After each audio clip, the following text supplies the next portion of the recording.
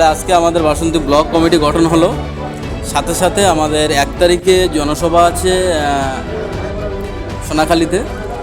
আমাদের দলের চেয়ারম্যান নওশাদ সিদ্দিকী তিনি আসছেন, তার প্রস্তুতি সভা হিসেবে আমরাও সেটা সেরে নিলাম।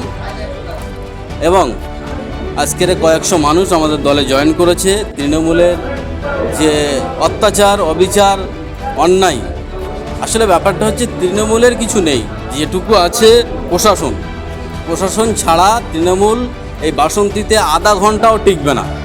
আমরা যতটুকু সাংগঠনিকভাবে বিভিন্ন অঞ্চলে আমরা দেখে যাচ্ছি, তাতে করে প্রশাসন ছাড়া বাসন্তীতে আধা ঘন্টা এই তৃণমূল কংগ্রেস টিকবে না। ব্যাপারটা হচ্ছে প্রশাসন টোটালি বাসন্তী ব্লক কমিটির কাজটা করে দিচ্ছে। তৃণমূলের বাসন্তী ব্লক কমিটির কাজটা বাসন্তী থানার যারা দায়িত্বে আছে, ভারপ্রাপ্ত আছে, তারা করে দিচ্ছে।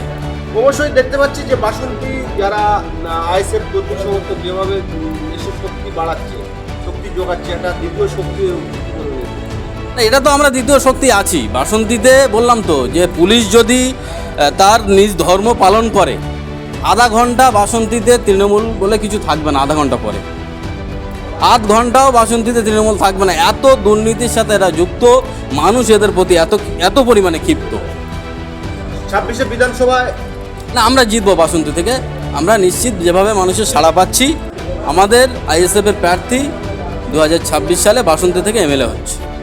এখানকার ভূমিপুত্র কেউ এমএলএ হবে? হ্যাঁ, নিশ্চয়ই এখানকারই ভূমিপুত্র এমএলএ হবে। যেহেতু আমাদের এই এসসি সিট, আমরা সেটা জনসভায় পারলে সামনে আনবো, না হলে পরবর্তীতে আমরা মানুষের সামনে তুলে ধরবো আমাদের প্রার্থী যিনি হবেন তাকে। দেখুন, এরা চেষ্টা করেছিল বিজেপি আর তৃণমূলের ভিতরে একটা বাইনারি রাখার জন্য। বরাবরের মতো একটা পলিটিক্স তৃণমূল করতে চেয়েছিল যে বিজেপিকে দেখিয়ে মুসলমানদের ভয় দেখাবো, তাহলে মুসলমানরা তৃণমূলের কাছে থাকবে, কিছু হিন্দু লোক তারা বিজেপি করবে।